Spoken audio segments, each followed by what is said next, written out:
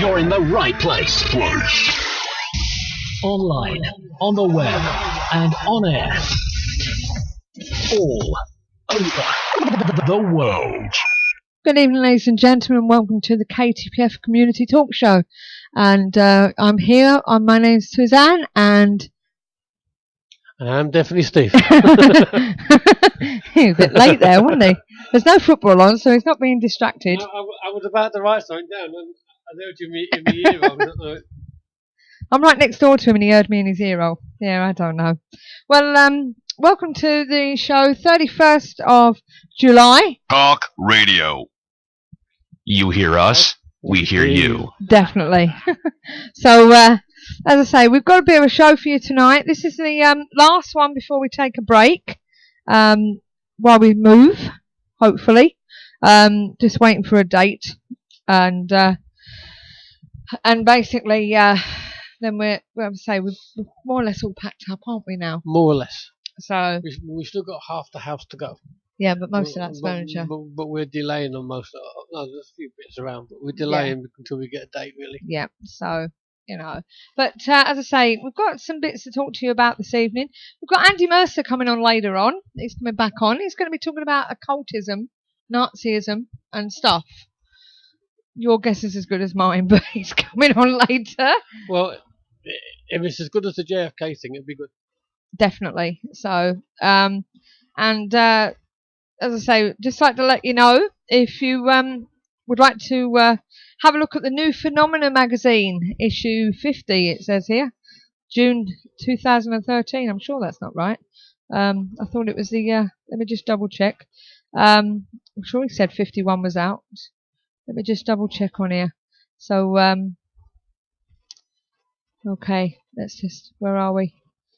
Then I can tell you what's in it. Issue 51. There we go. They're talking about the Banshee. So I'm just gonna let you know what's in it, because I think he sent me the wrong one. He sent me 50 for some reason. I don't know why. He sent you last month? Yeah. Oh well. It says July 13th, but 2013. But when you get to it, it's June. So I've just downloaded it, so bear with me and I'll let you know what's in it. We've got a bit of paranormal observations for you as well. So so there's that as well. I don't know what's happened now. Hold on.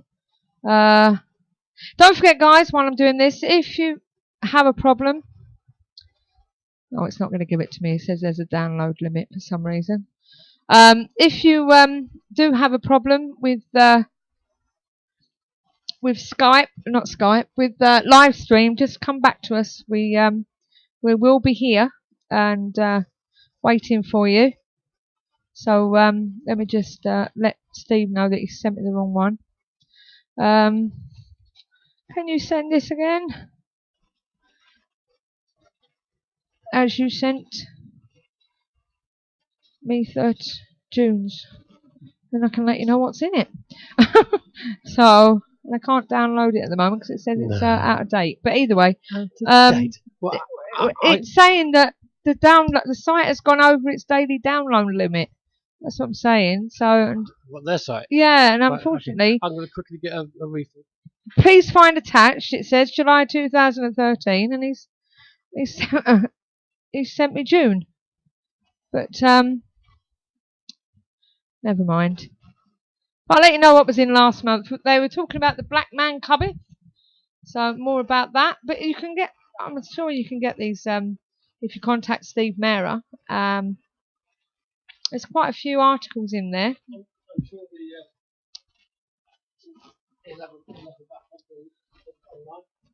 Yep. Is he still advertising us? I think he does. I'm not sure. Is he still doing it? Let me just have a look. It's been a long time since I've looked at this, to be honest with you. It's got a couple of book reviews in there as well. Oh, hello. It's The Spell Against Hitler. Adolf. That was in last month as well. So, yeah, we are still being advertised in there as well, bless him. But, But yeah, as I say, back to tonight's show. Welcome to the KTPF. As I said, we've got a few viewers at the moment. We've got John from Minnesota, and we've got Lone Star all the way from Norfolk. Lone Gunman, that is, Gil. Oh, is it? Oh, sorry, Lone Gunman. Oh, yeah. They're in the chat room. And We have 5 viewers at the moment. yeah, so we're getting quite a lot of viewers listening in afterwards, don't we? We do, and we have people that actually just listen in, but they don't bother to sign into the chat room. No, this is it. You know, they do listen in, but they don't come into the chat room for some reason. So, but as I say, it's all good fun. Nigel would love my first news.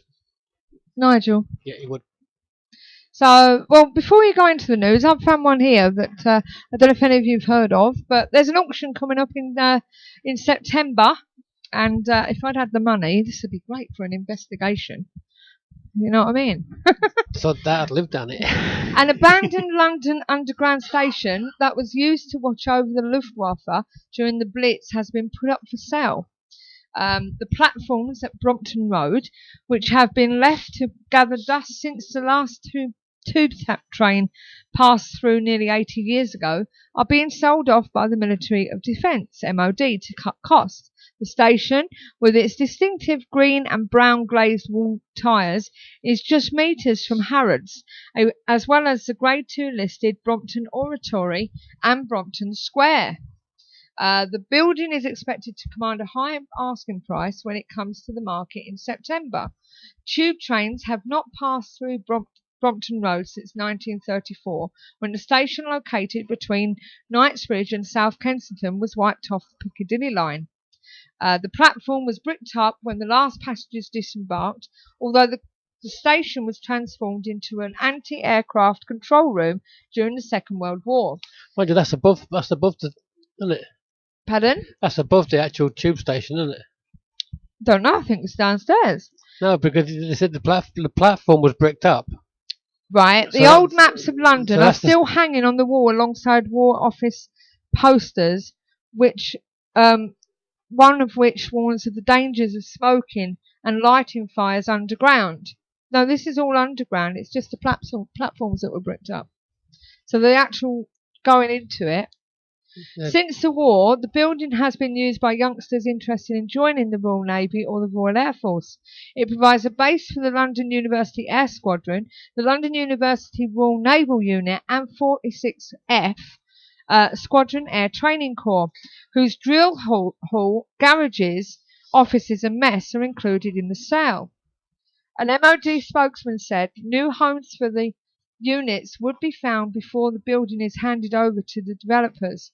John Taylor, estate surveyor of the Defence Infrastructure Organisation, which is responsible for managing military properties, said the MOD keeps the size and location of its bases under constant review to ensure the defence estate is no larger than necessary to meet operational needs and provide value for money for the taxpayer. The property at Brompton Road has been declared surplus to requirements by the MOD, and Simon Hodgson, residential land director at Jones Lang LaSalle, the estate agents responsible for the sale, added, "This well-located prime central London site provides an excellent redevelopment opportunity, and we are expecting a high level of interest from a variety of purchasing." Can you imagine doing an investigation down there?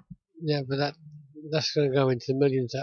Oh, I know, but I can't see him actually doing anyone go down there.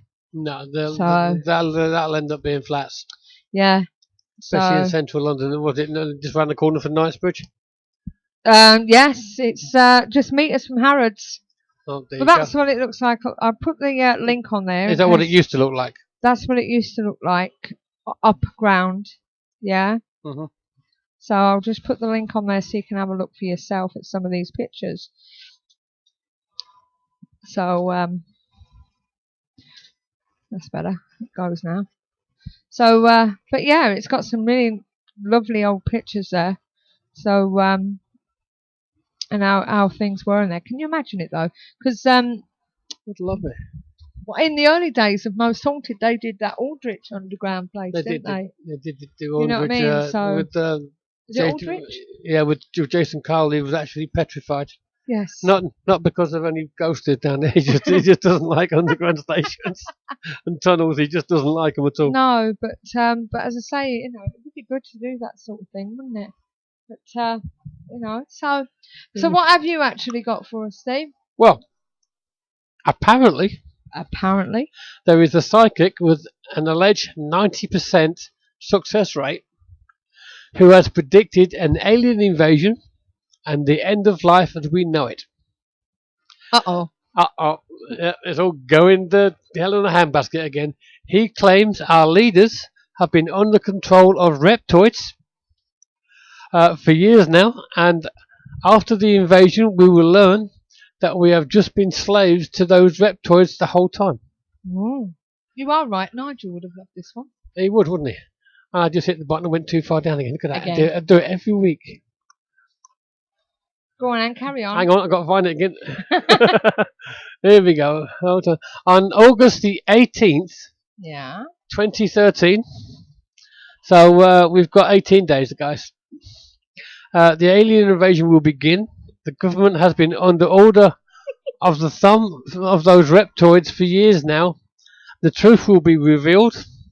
There will be rivers of blood and natural disasters on a scale that this world has never seen. So Andy started already. The end. I'm not even looking to see what Andy's putting. The end of the world will come for many, and the rest will be awakened to the fact that we are not free, have never been free, and will never be free. We are under the thumb of a race that sees no value in our existence outside of slavery. We are mindless drones to them.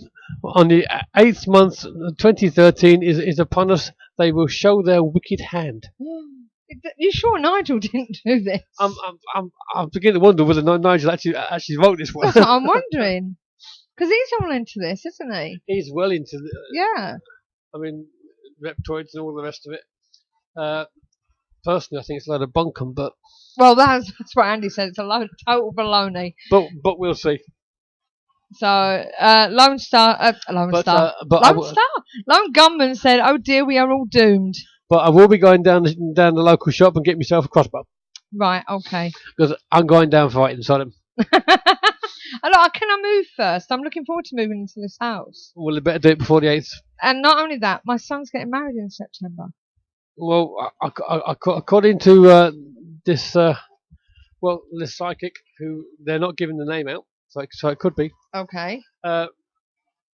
We're not going to last past August, so. Oh God, that means I don't get another birthday.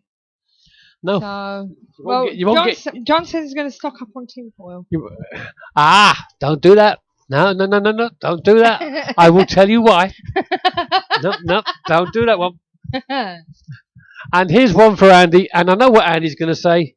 Total bunkum again. Right, go on. Because we said total bunkum 2 weeks ago when he was on, we were talking about this. Okay. The new JFK assassination theory. The secret agent accidentally discharged an AR-15. And we spoke about this from the car behind. A new documentary alleges that a Secret Service agent was the second and accidental shooter in the assassination of JFK. At the Television Critics Association press tour in Los Angeles on Sunday, producers and investigators behind Vilt's channel, that's RWLZ, new documentary JFK Smoking Gun, made the claim that George Hickey, a Secret Service agent riding in a car behind Kennedy, accidentally shot the president on November the 22nd, 1963. The film shows veteran police detective Colin McLaren in his 4-year investigation of the assassination and points of Hickey, who died 2 years ago, which is very good. That's very coincidental. The man's dead now, so you can't comment one way or the other. But they obviously haven't bothered watching the footage that we all saw last week. Well, Andy said Mortal Error was one book about the idea. And that was still bunkum as well. So. And he still don't believe me about something. I don't know what he's on about. McLaren's research built on the work of Howard Donahue, who spent 20 years studying the assassination. I don't see how these guys can be that far out when it's obvious from what we just from the TV footage. Yeah. That what they're talking about it wasn't the case. Right. Well, before you continue, just jumping back 1 second. John in Minnesota said concerning the world as we know it ending. Oh, right, yeah. Well, do we need to have a pint and then lay down with a bag over our head? Okay. Right, which sounds a good idea about the men having a pint. I say get the guns out, mate. And he also then came back and said he thought it was the maid in the dining room with the candlestick that killed JFK. No, that was Colonel Mustard. Oh, right, okay. In the bedroom. In the bedroom. With Marilyn. With Marilyn. The plot thickens. Yes, we can stir this pot a bit thicker.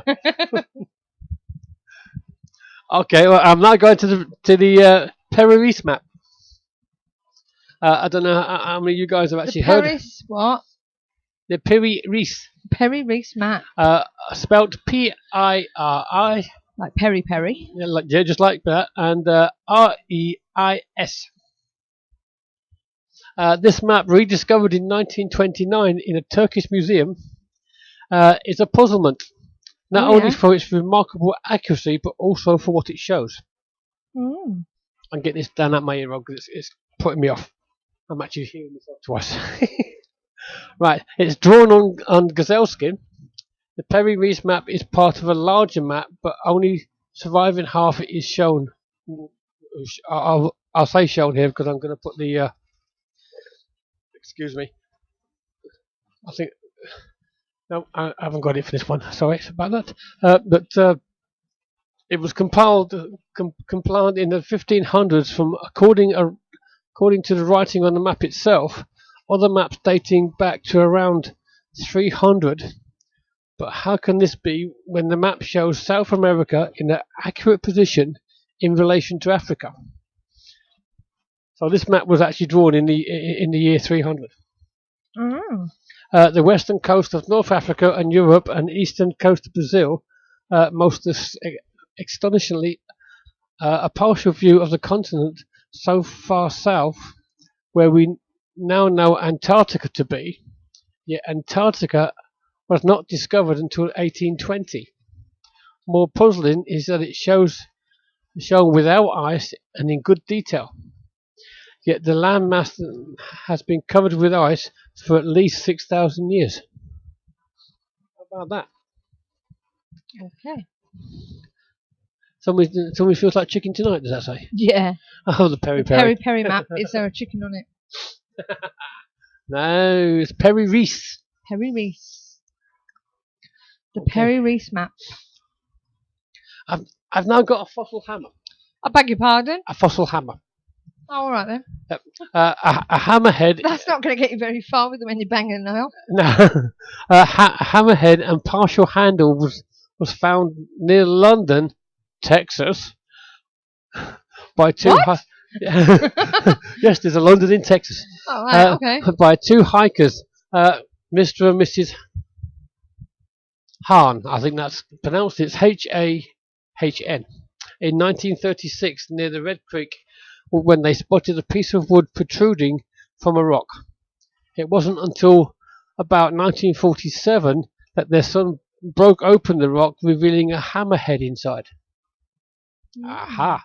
This tool presents a difficult problem from archaeologists. The limestone rock in which it is encased is estimated to be 110 to 115 million years old. In fact, the wooden handle was petrified, like ancient petrified wood, and the hammerhead composed of solid iron. It's relatively recent design. Yeah. One possible scientific explanation was given by John Cole, a researcher for the National Centre of Science Education. He said the stone is real and it looks impressive to someone unfamiliar with geological processes. He wrote in 1985, how could a modern artifact be stuck in Ordovician rock? I'm sure I spelled that wrong, but never mind. The answer is that the concretion itself is not Ordovician. Minerals in solution can harden around an intrusive object dropped in a crack or simply left on the ground if the source rock, in this case reportedly Ordovician, is chemically soluble. In other words, dissolved parts of surrounding rocks solidified around the modern hammer, which would be a miner's hammer from the 1800s. Which do you think, modern hammer or hammer from an ancient civilization? Or is this evidence of time travel? I've just put the link up there so everybody can have a look.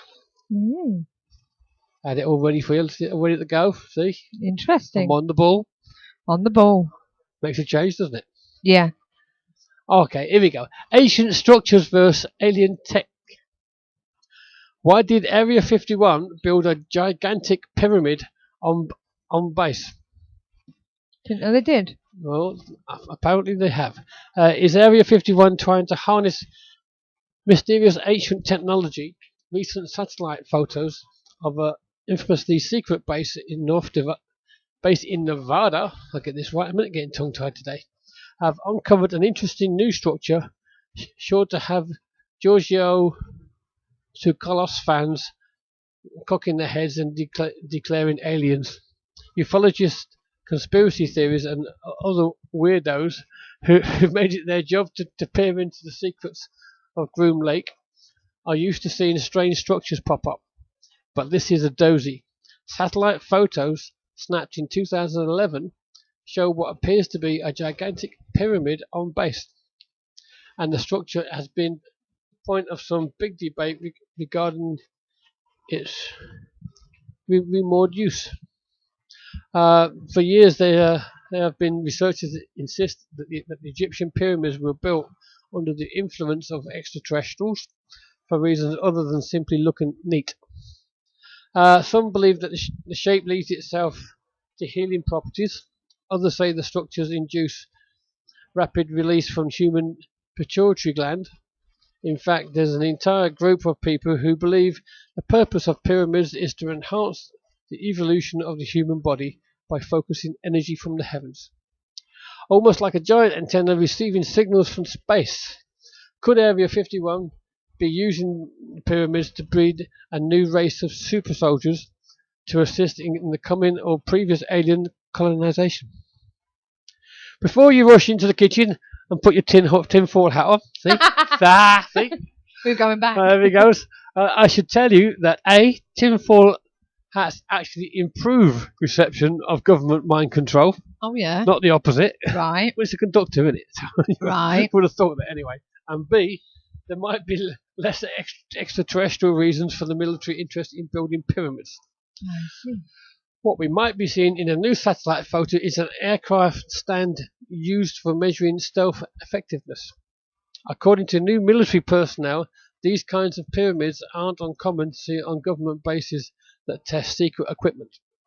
There's a hole in the top of the structure. Apparently a long pole rises out of it, to which different models of aircraft are attached and their radar cross-section tested.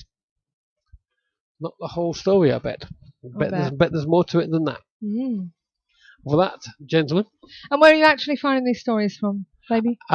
Most of these I've been finding on about.com, which is brilliant.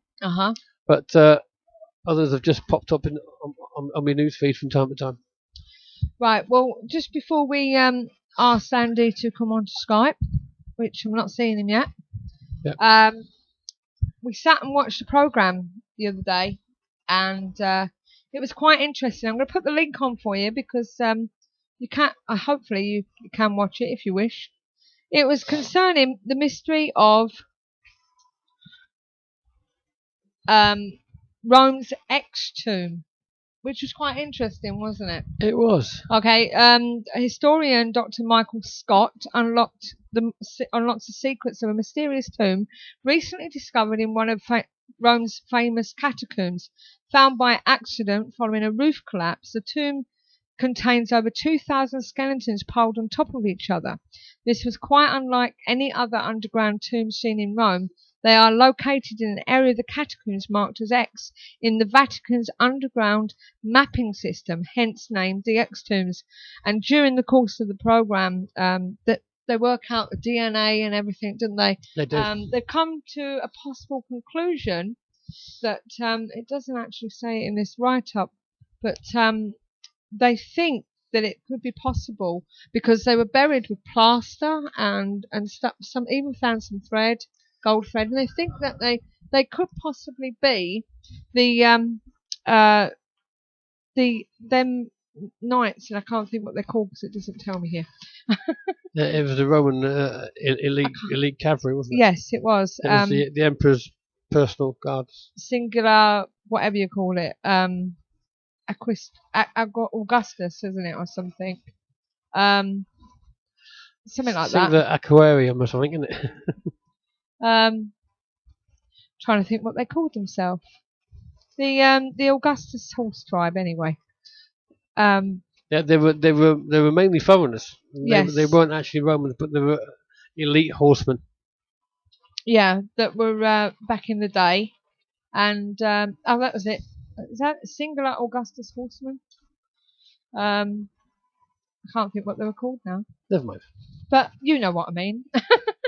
I'm not finding what they're saying. Sorry for what's signing. And it was quite interesting the way they worked it out and everything. And what they actually found from it. So it's worth watching. And funny enough, lately in the news, there's been some Neolithic halls of the dead found in Hertfordshire. 2 6,000-year-old halls of the dead found in Hertfordshire have been called the discovery of a lifetime by archaeologists. Teams from the University of Manchester and Herefordshire Council made the find on Dawston Hill near Peterchurch. The team also found possible links between Neolithic communities in Herefordshire and Yorkshire. Professor Julian Thomas said the very rare find was of huge significance for our understanding of prehistoric life. So that they're basically digging through and trying to find more about it, which I must admit seemed to be quite coincidence since we watched that programme. On another note, if you're in the Cumbria area, just a little bit of news we found here. People are being warned not to corner 2 escaped porcupines. One the size of a small dog, which have escaped from the animal sanctuary in Cumbria. The pair of father and son chewed their way out of an enclosure at Witheriggs Animal Rescue and Conversation Centre in Penrith earlier. And they say that they would run backwards and spike anyone who cornered them. Okay, so if you do see them, maybe contact the police or contact the centre themselves. And there's been quite a lot of things, a couple of things in the news, or one specifically. Them horses that got killed by them bee stings. There must have been killer bees, surely. Yeah, they're still doing tests on that one, aren't they? Yeah, but that was awful, wasn't it? Really? Yeah, they had not only attacked the horses, but obviously the 2 people with them. Yeah. And they tried to get in the water to get them up, but every time they come up for air, they were stung again. So they're not sure whether they were actually killer bees or not. So no, they've rounded up the dead carcasses, and they're going to be doing tests. So that was quite strange, mind you. If it's anything to do with the weather, where was that? I think that was in America. Yeah, I can't see it being here. Yeah, I think it was in America, to be honest with you. The African honeybee is. Let me just check. Quite vicious. It's not telling me now, but yeah. But yeah, I got a feeling it's got to have something to do with the climate, but the weather conditions. Well, What do you think? the honeybees have been making their way across America for quite a while. Because they're actually hybrids, aren't they? They're not actually straightforward African honeybees. They're cross. Yeah. So, but as I say, it's not good. Definitely not good. No. And now they're saying that the North Pole is going to be a lake. So things are actually changing, but it's not going to. People are panicking, but it's changing all the time. It's You know what I mean? The North Pole's been melting for centuries. Yeah. The only reason people are starting to take notice now is because the actual melt rate is actually speeding up a bit. Yeah. And seas will actually begin to rise. Them killer bees was actually in Pantango in northern Texas. Northern Texas. Yeah. So, but yeah. So, well, don't worry about it. Anywhere near London? Doesn't say. Don't worry about it, Andy. People I've been saying they will be catching the reruns, so don't worry. Yeah, we did get quite a few people actually watching the reruns Yes. on the. But perhaps it's down to sorry, I've dropped my pen.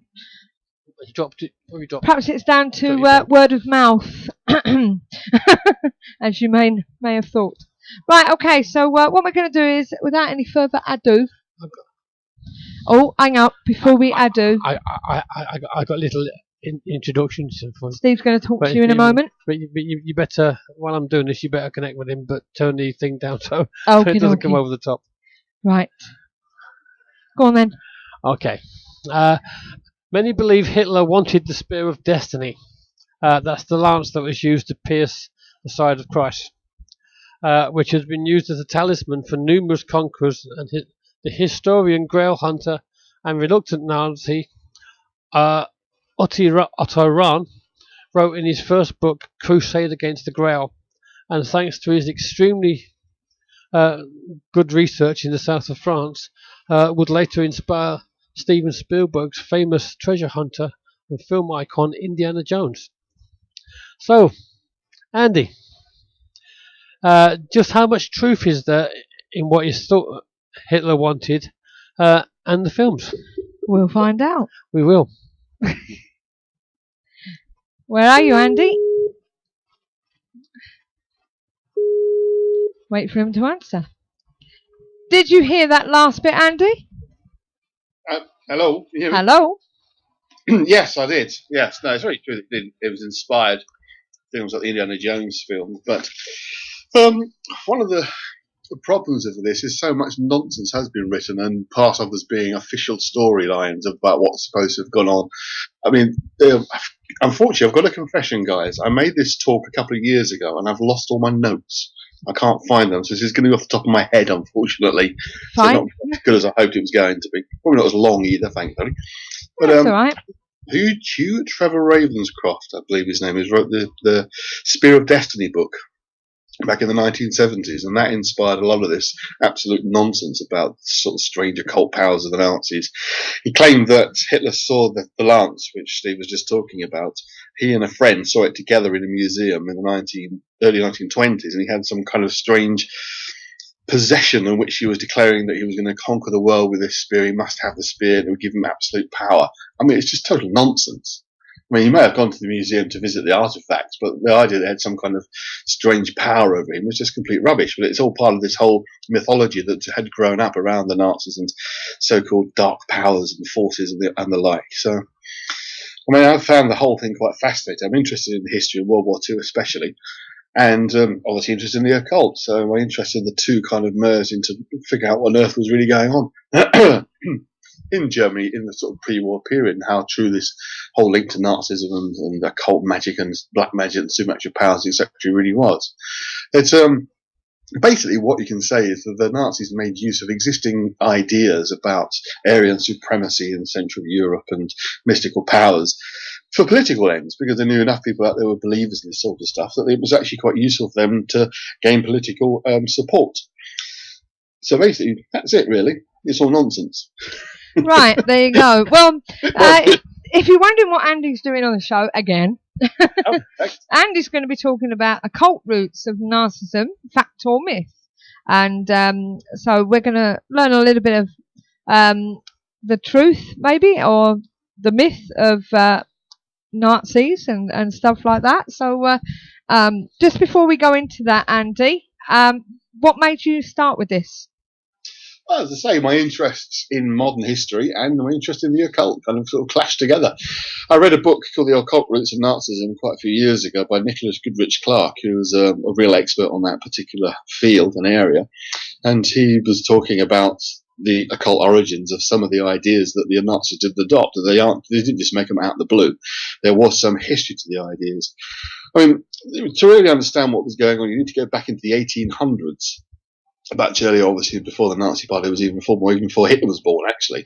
But there was the Theosophical movement became very popular both here in the UK and in Europe. It's a kind of quasi-religion that was linking all religions together as one super religion, and believed that there were sort of mystical powers from first of all from Egypt, and then they kind of changed their minds and decided it was coming more from India and Tibet. That there were sort of secret masters out there that had all sort of supreme knowledge about everything, that we could communicate and connect with them. And this was very popular over here and popular in America. A woman called Madame Blavatsky was the main proponent of these ideas. She's actually a Russian immigrant, but came over to the West in the late 1800s. But what really happened in Germany was a kind of German version, if you like, a kind of reaction to this pan-world belief system. The German idea kind of wanted to focus more on the idea of like a European superpower, and that they were the superpower in the centre of Europe, and they had a mystical divine right to be in power. It goes back to things like the Holy Roman Empire of the sort of 1400s. This idea that Germany was somehow could be supreme and the German people could be supreme. Now, when we say German people, that doesn't necessarily mean just Germany. They mean Northern Europe, including sort of Scandinavia and us, over in the UK here. That there was something inherently superior about the what they call the Aryan race. But in those days, the term Aryan wasn't quite as... It's kind of difficult to explain because it wasn't seen as totally racist as the way we see it now after the Second World War. It was just this idea of ultra-nationalism, shall we say, that they were intrinsically superior, but not necessarily going to try and kill everybody else, just they saw themselves as superior. And trying to find a kind of mystical, kind of historical basis for that idea came about really in some of the organizations, occult societies that were popping up across Germany in the late 1800s and early 1900s. Because, as I say, this had grown as a worldwide movement, and this was like a German reaction to it, their own kind of version, if you like.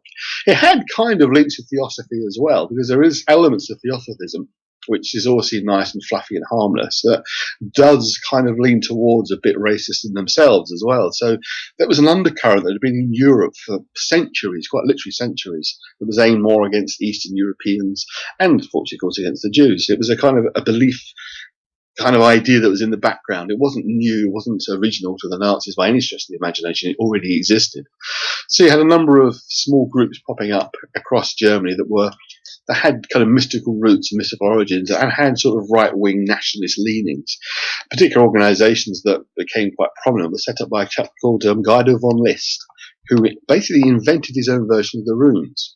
Now, von List runes were a little bit different to the ones that we'd recognise historically, like the 24 runes of the German Futhark. If anyone knows about runes, they know what I'm talking about. If you don't know what I'm talking about, look up runes and you get it on the internet quite easily. But von List created his own version of 18 runes, which he claimed to have had in a vision whilst he was temporarily blind, having cataracts removed in the late 1800s. And he was a very charismatic individual, and he had quite a big following grew up around him fairly quickly.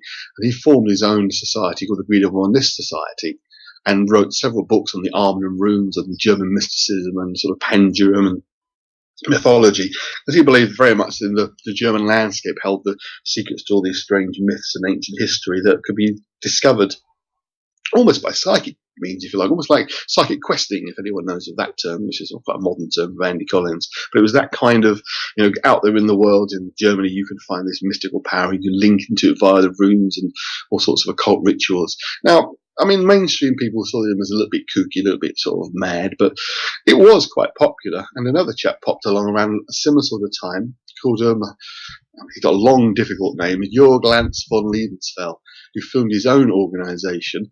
Now, they were a little bit more racist in their ideology. Their belief system was very much that Central Germany was the superior race. And the two organisations kind of had lots of links with each other. And again, this was all around about the late 1900s. The late 1800s, early 1900s, long before anything political was started to appear. But they had certain influence, and incidentally, the von Lebensfeld's organisation was the first one to use the swastika as the symbol of their belief system. So again, that's not new for the Nazi Party. It was something that they borrowed from previous existing ideas.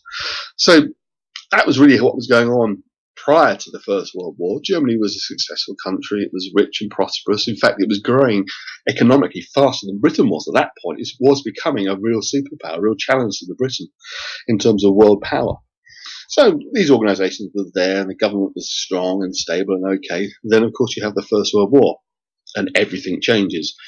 Germany itself was fighting, as we obviously know, but whilst it appeared to be in a relatively comfortable position, even up to right into 1918, what was actually happening was Germany was going bankrupt. It was rapidly running out of money, and even though it hadn't been anything like conquered as a nation, it knew it was going to collapse. Economically, it was going to collapse. So, which is why they asked for an armistice in 1918, which is why the war ended. Of course, they didn't tell the general populace of Germany, this is what's happening, we are stopping the war because we can't afford it, because it would have been basically embarrassing. That was not the kind of impression they wanted to create. So there became this mythology then that somehow something had caused Germany to lose the First World War, that there was some kind of dark force that was dark against Germany at work within Germany. And of course, its economic collapse and ruination. And of course, we didn't exactly help the Allies because we put such massive reparations and repayments on Germany that it couldn't possibly afford to pay. So eventually the economy itself did collapse, of course. And people, when these sort of things happen, they start to look to more extreme organisations and extreme views and hope to rescue themselves. And sort of almost side by side, extreme nationalism and communism both became quite popular belief systems, or political systems, if you like, to the point that even Bavaria, part of Germany, actually declared itself a Soviet state in the 19-teens, just after the war. That didn't last very long because there was also a very strong right-wing unification movement in Germany trying to keep the country together. And there were lots of little different parties popping up that were trying to promote an ultra-right-wing agenda to try and solidify and strengthen Germany and rebuild it. One of which was the National Socialist German Workers' Party, or at the time called just the German Workers' Party. And this little chap with a funny moustache, looked a bit like Charlie Chaplin, came along and became a spokesman for the party. Initially, he was actually there as a spy for the army, but he joined the party and helped gradually build it up. Can I interrupt you there slightly? Did the Thrill Society become the German Workers' Party, or did they just join together? No, I'll get into that, don't worry. Need to build up the background of the German Workers' Party in order to talk about the members who came on board, who then were claimed to have been, that later history writers have claimed were involved in various occult organisations. The actual fact of the truth is none of them were. The only one who had any kind of real links was Himmler, and he came along much later on. Some of the senior members of the Thor Society, particularly, which is formed as an amalgamation of several smaller organisations, is always seen as the most sinister one. In fact, it's the one that you see most often in films like Hellboy, for example. But their version of the Thor Society and the real Thor Society are very different. They were, again, practicing black magicians. They weren't necessarily black magicians, but they were trying to use magic for nefarious aims, shall we say, but they weren't directly involved or influential within the Nazi movement. That's something that was pretty much Hitler's own creation, built up on his ideas. He had a very strong anti-occult movement views, to be honest with you. I mean, he ruled out the Freemasons very early on. He was totally against secret organisations. His public position and his private position were the same. I mean, what complete nonsense he believed. He did believe all of it wholeheartedly, and he wouldn't then publicly ban organisations, only to then privately be members himself and invite members of those organisations into the Nazi Party. That was his. He wanted complete, absolute control over it. But there is the persistent myth that they were using these dark powers, that Hitler may have been, according to one Catholic priest, was actually possessed by the devil, and that was devil driving him through, which is kind of a shame because it suggests that these supernatural forces working through Hitler almost makes him less human. The man was a human being at the end of the day. He was a complete psychopath.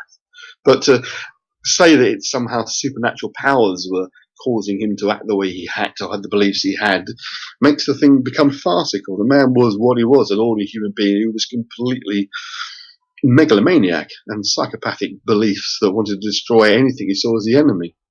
And I'm starting to ramble now because I forgot my notes. I do apologise. Yeah, well, let me just say, if you've just joined us, we're talking to Andy Mercer. He's talking about occultism and narcissism. Nazism, not narcissism. Narcissism.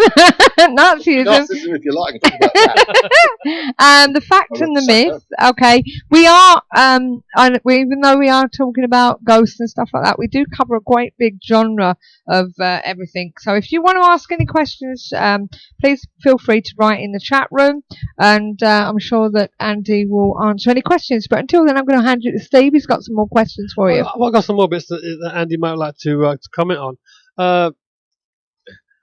A lot of what we know about what happened there is seems to come out through Himmler. Yes. Obviously, he was leader of the SS. Mm-hmm. And when he became chief of the German police, he announced his plans to expand the 17th century castle in Welsberg. Created as being he was I'm glad you could pronounce it better than I could. Well, he was absolutely fascinated with, among many things, the Arthurian Knights mythology, and wanted to create it as a German version of King Arthur's Camelot. And indeed, there was, in fact, a round table which used to sit around. Except the round table in the middle of it had a symbol called the Black Sun, which is like an esoteric form of the swastika. Again, adopted from other areas, taken on board. But as people probably recognise, the swastika was by no means invented by the Nazis, but it existed as a symbol across both Europe and Asia for thousands of years. But he also wasn't the first one to use it as a symbol for extreme right-wing views. As I say, Lance von Liebensfeld used it in the 1909. His organisation, his group was formed, if you like, and they used to had a small castle of his own, basically. He was a very wealthy man, and flew the flag over the castle when the groups were having their meetings. Now, he was out-and-out racist. He was an extreme right-wing xenophobic racist who basically did believe the Germans were absolutely the supremos and everybody else was inferior, most especially, of course, the Jews, as far as he was concerned. I should also point out, because one person did make this comment to me once, do I have some kind of sympathy with these people because I know a lot about it? If I say my wife's Jewish, that might sort of cover the fact that no, I have no sympathy for these people. But I preferred the truth rather than mythology. Yeah, I mean, to be honest, there is a lot of claptrap out there about what these people did and didn't do. I mean, going back to the castle there, I mean, he said that it was going to be the ideological heart of the SS and the occult centre of the world. Absolutely. That was very much his dream and belief, was to create this super race and super powered race that would dominate the world. It was providing, if you like, the muscle to Hitler's belief systems. But I mean, him himself was completely nuts also. I mean, he believed he was the reincarnation of a medieval king and was hoping to create his own holy order like the Holy Roman Empire. Yeah. That was his mission. He believed very much that the runes could be the secret to power. Now, one of the myths that does continue is the chap I mentioned earlier on, Guy de von List, with his own Armanen runes. Those Armanen runes are often linked to the Nazi movement, saying that these were the runes they used, which is actually complete nonsense. Any organisation, as I say, that existed prior to the Nazis coming to power was quickly wiped out. Most of the Armanen organisation, the followers of von List, ended up in concentration camps themselves. And the runes that the Nazis used were actually invented by a completely different character called Karl Maria Willigut, who had spent quite a few years in the mental asylum prior to the Nazis coming to power. Yeah, he was schizophrenic, wasn't he? Yeah, well, absolutely. Hitler thought the guy was wonderful. He claimed to have direct spiritual communication with some of the medieval knights and kings that him himself was interested in. So he gave him basically an important position within the Nazi movement, or within the SS. But perhaps the most ludicrous part of the SS, all of it is ludicrous, obviously, but the most extremely ridiculous in terms of mythology and magic and power, was an organisation called the Ahnenerbe, that was set up to basically prove Nazi ideology and mythology really was out there, that there was proof that this Aryan race were the superior people and they came originally from Tibet. They sent search parties out to Tibet to try and prove these loony theories by measuring the size and shapes of people's heads in Tibet and comparing them to West Europeans. Said, look, they're similar shape and size, therefore we must be descended. They had organisations that went out to try and find that mythical hollow earth up in the North Pole, but they didn't get very far and came back. Many of them were suffering from hypothermia, and one or two died because they weren't really prepared for that kind of polar expedition. They would go out and construct things like a German version of Stonehenge in the middle of the woods, only to next week or a month later come back and say they've discovered this new standing stone that no one's ever seen before. Of course they have, because they put it up themselves.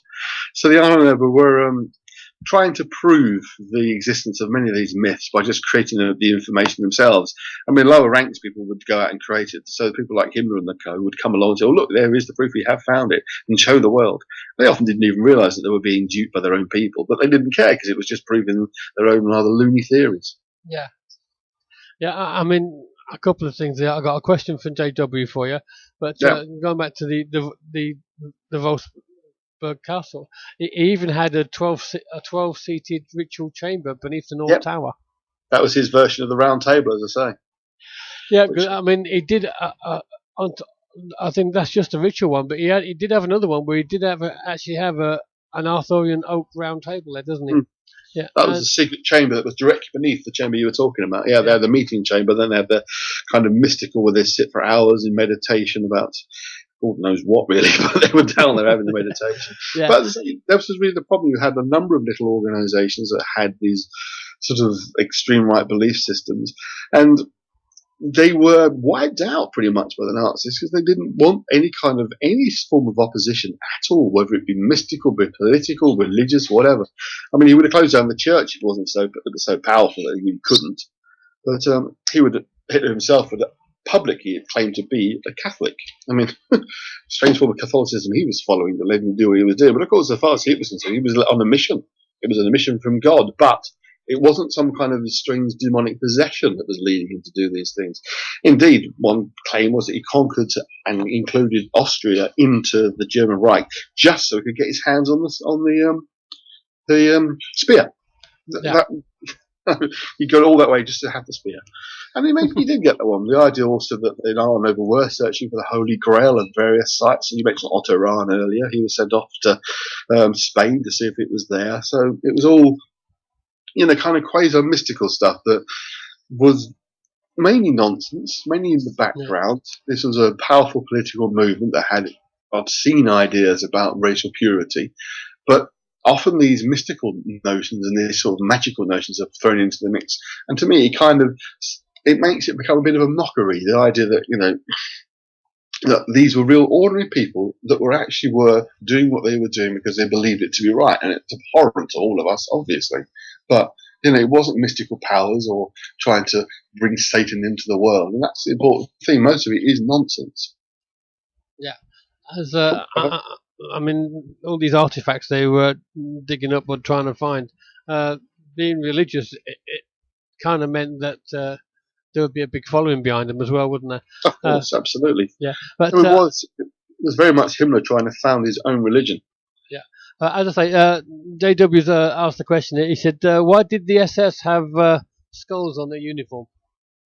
It was a link to death. It really was to do with the power of death, that these were the people who had that kind of power and intimidation, exactly. That this was the symbol to be afraid of. We are the elite, and you are not, and you are doomed. Who the hell's Red Death, by the way? Hello. It's a new name.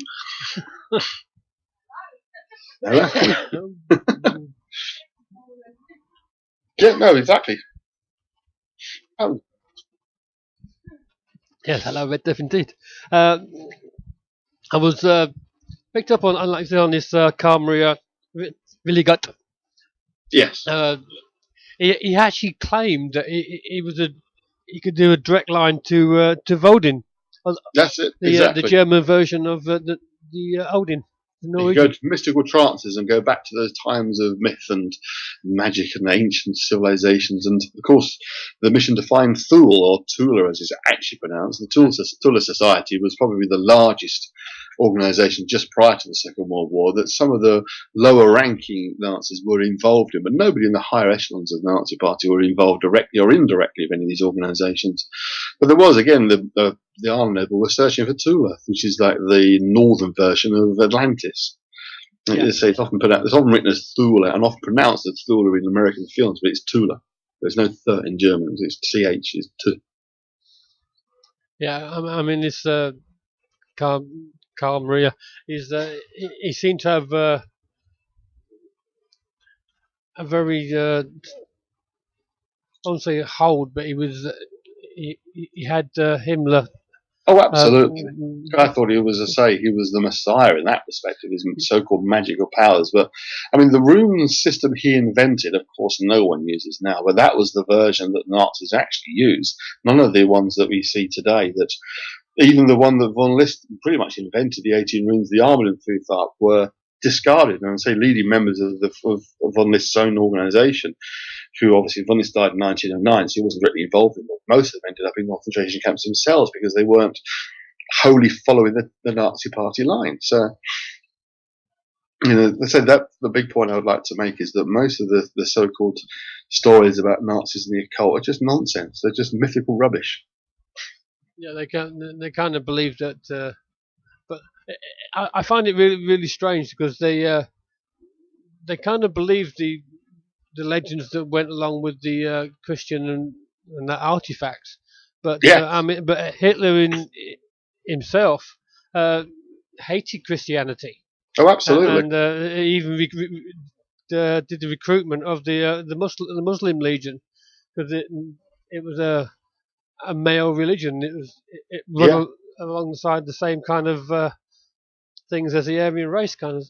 Exactly, so as it operated as Islam was in those days, it was much more. It still got maybe a century, but it was much more in those days. Whereas Christianity was seen as the religion of the weak, you know, the lamb of the Lord, and something that one gives oneself to the Lord. It was very much so seen as a religion of weakness. So yeah, but at the same time, the idea that these artifacts, even Christian artifacts such as the spear, could have supernatural powers is not unusual in terms of what you could say is people believe these things have power, therefore they become powerful, and are seen as symbols. And as mentioned earlier, I think it was often carried by armies, particularly in the times of the Holy Roman Empire, as a symbol of strength and might. These armies weren't defeated, which is where the idea of Indiana Jones and the Temple and Raiders of the Lost Ark comes from. May I just ask, looking at last month's Phenomena magazine, there is an article in there about the spell against Hitler. Yeah. Oh, I missed that. Yeah. It mentions a new book that's come out by somebody called Jonathan Tapesell. Okay. And it's the way it's emphasised for the actual article. It says the answer staggering. It says the course of the Second World War was changed beyond recognition, but why? The answer staggering to conventional historians was witchcraft. The modern historians prefer to steer a course well away from these perilous waters, but a new book by Jonathan uncovers quite an unorthodox tale involving Hitler, royalty, and a Wiccan master of a secret tradition. Well, that's news to me. Yeah. I remember the so-called magical warfare that was going on in 1904, and several of the higher-ranking Wiccans of the time. It was before Joe Gardner had really formed the Wiccan movement you know today, but witches were trying to cast spells across and get the information out there. Yeah, it says here, since the war, there have been innumerable whisperings, fictional books, and even some personal accounts of the New Forest Coven of witches who thwarted the German invasion of Britain. Gardner, I'm not seeing what his name was, but somebody called Gardner was one of such person. Yeah, as was MI6 agent and witch Cecil Williamson. Yeah. Politely described the spell as the go-away spell, often euphemistically called the F-off spell.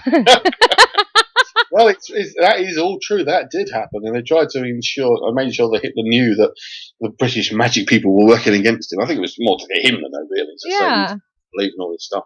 But that took place. Well, I think it was about the point.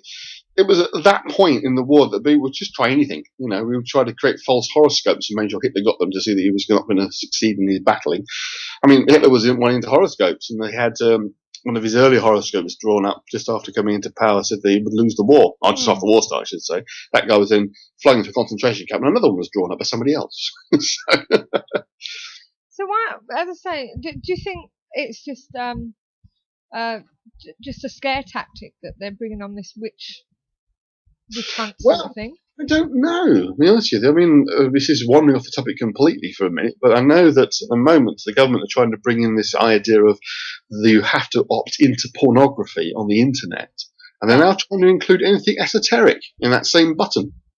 So you wonder if there's something connecting going on there. That someone come up with this new theory and then pointing it to sort of magical uses, and then this other thing coming with the government. I don't know. It's just a thought that occurred to me. I will apologise again to the audience here that unfortunately I had lost my notes on this topic. When I spoke to it a couple of years ago, I wrote some excellent notes, and I have been trying to find them, and I cannot find them anywhere. So he's coming off the top of my head, I'm afraid. At the moment. That's fine. We like it off the top of the head. Yeah.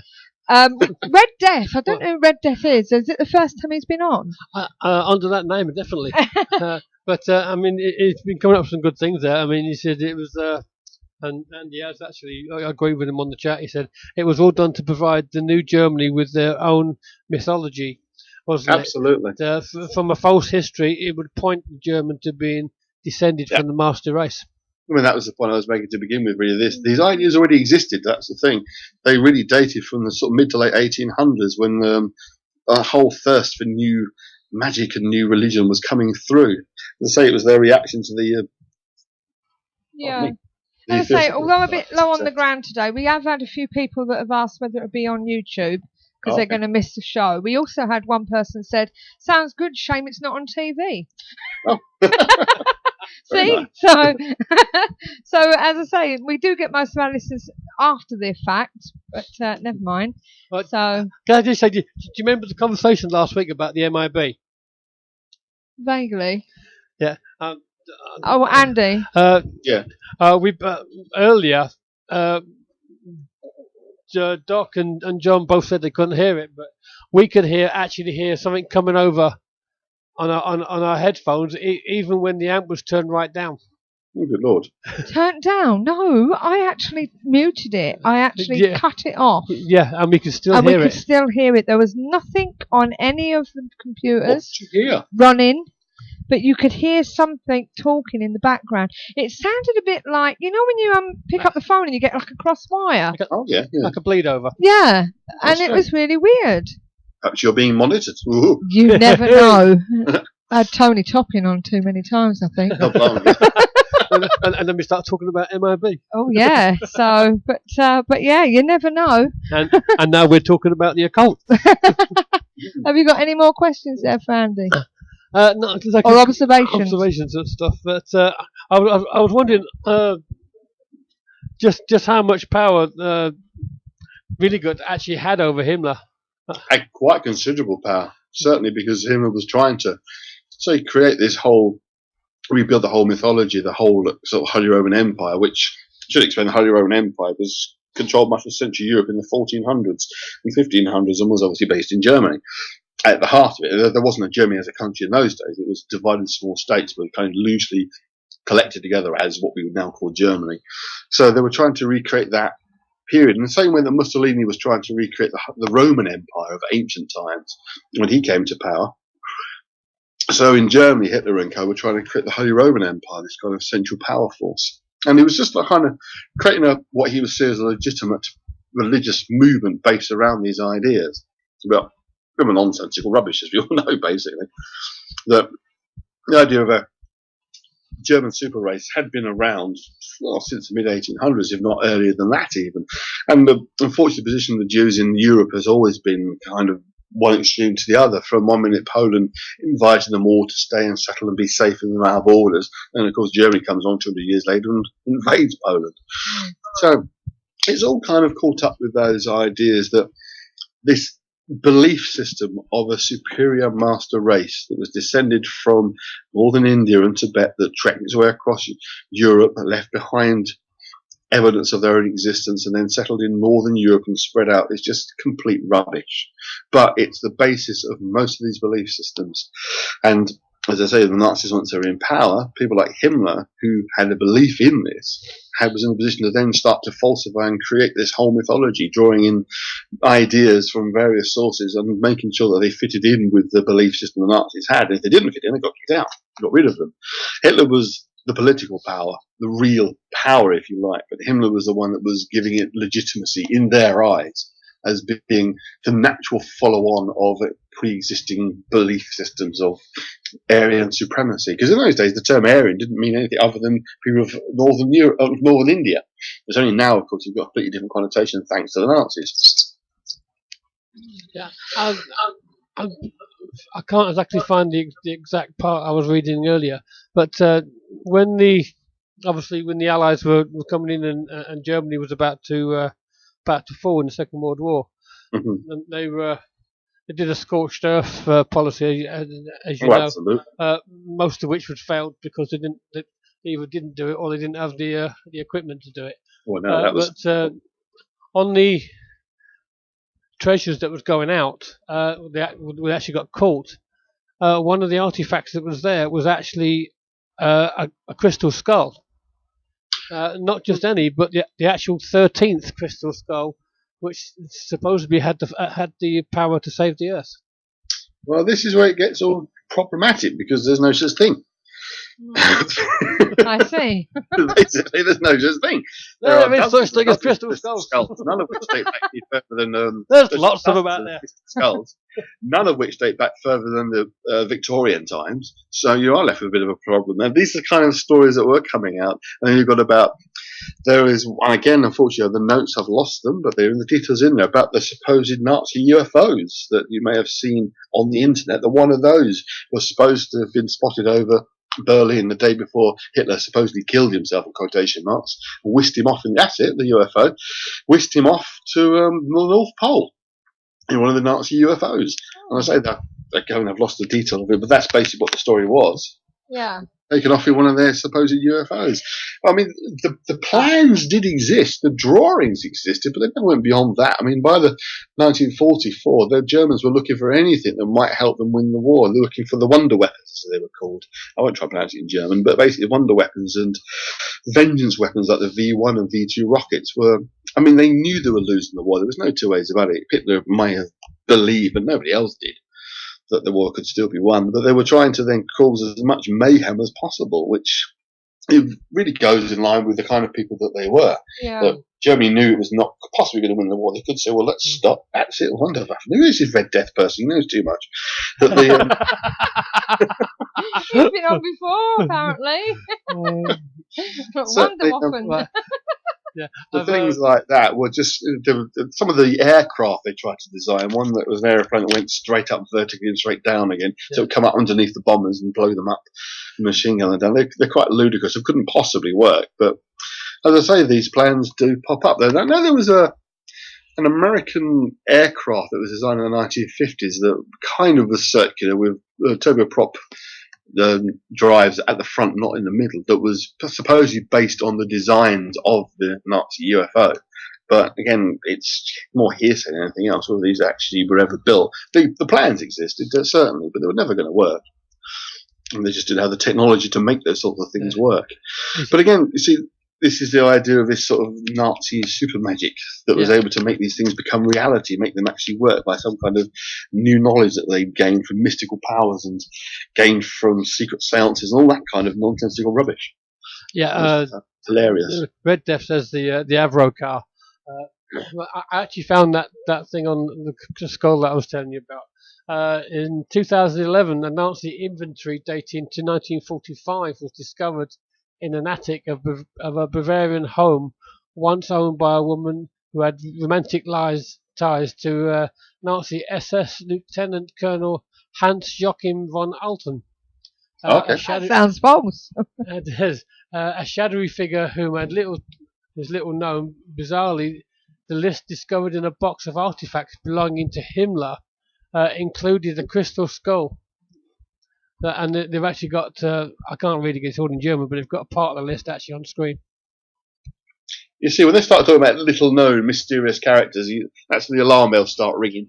As in, little-known because he's been invented, and, has anyone authenticated the handwriting has been him? All those sort of questions start ringing in my head, thinking, Yeah. But as I say, crystal skulls are a problem because these things aren't real in terms of not one of them has come up as being anything older than Victorian when they've been tested and checked. I know it would be a controversial subject for some people here, but yeah. So, are we saying that Hitler was obsessed with the occult? He was mildly interested. Or was it more Himmler? It was more him. Absolutely more him. He was certainly interested. I mean, fascinated with symbols of arcane power. Yeah. They would wanted to use anything that would ensure that they were the dominant force in Europe, that they would win the war.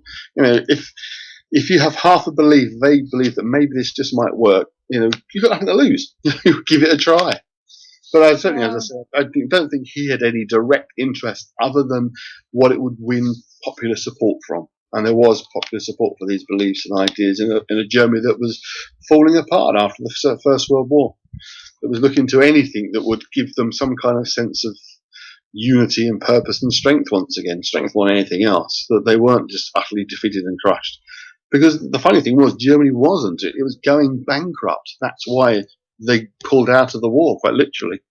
Because they couldn't afford to fight it, and rather than go completely bankrupt and be invaded, which of course all happened in 1945, they opted to sign an armistice. But the German people had a real problem with that idea that it was their own failed leadership that caused it, and they had to look for some dark scapegoat living within their borders, which of course they picked on the Jews. But again, Jewish hatred in Central Europe goes back again to the mid-1800s. It's not by no means a new view or a new thing. So.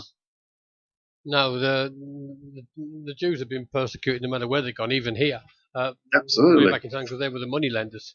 Yeah. So when the king wanted the money, they just got rid of the money lenders. Well, historically speaking, we have the best sort of history of the Jewish people. They've suffered the least in this country compared to the rest of Europe. But certainly they had problems. You know, there were pogroms occurred in the Middle Ages against them. As I say, they were involved in finance and money lending. They formed the first banks, which, you know, love them or hate them, we need banks these days. So, as I repeat again, in case anyone missed it earlier, my wife is Jewish. I am not racist. So. Yeah, the thing I find really intriguing, really, and kind of makes the Germans a bit. I can't think of the word, but they hated them so much, and they did what they did. I don't care who says it. It's not a bloody myth. These people were killed. Oh, absolutely. But it was the scientists they were using to build all these weapons and everything were all Jewish. Yeah, Jewish Germans. Absolutely. In most cases. Andy?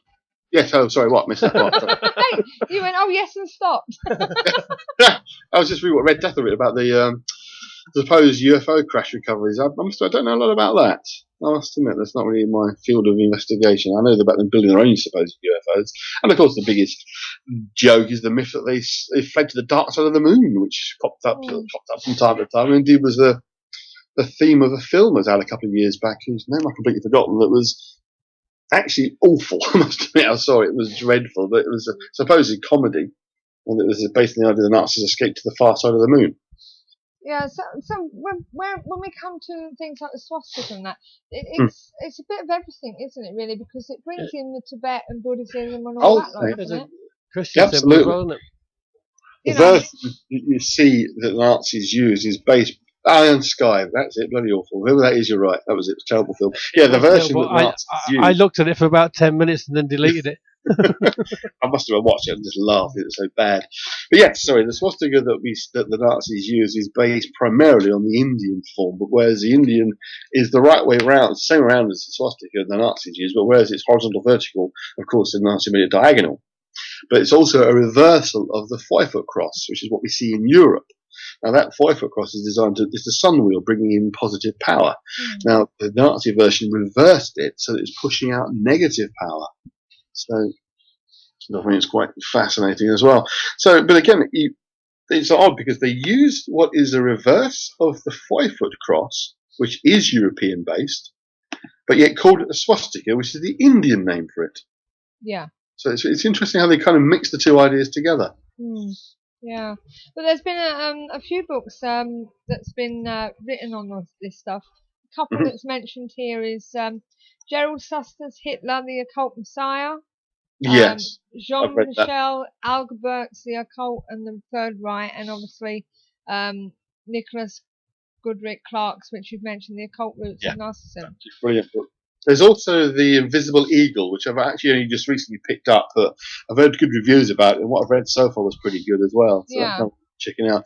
And Red Deather has just put an interesting link to Andrew Goth's website. I've not even seen this before. It looks very good. Again, it's all the Nazi occult agenda. It's very fascinating. So it needs to have been read through. Definitely. And it says here the symbol of the Thule Society. Thule Society, yeah. With the swastika with the dagger enclosing laurel Yeah. leaves. It's a circular form of the swastika, Yeah. horizontal, vertical crossbars with the dagger you see going through it.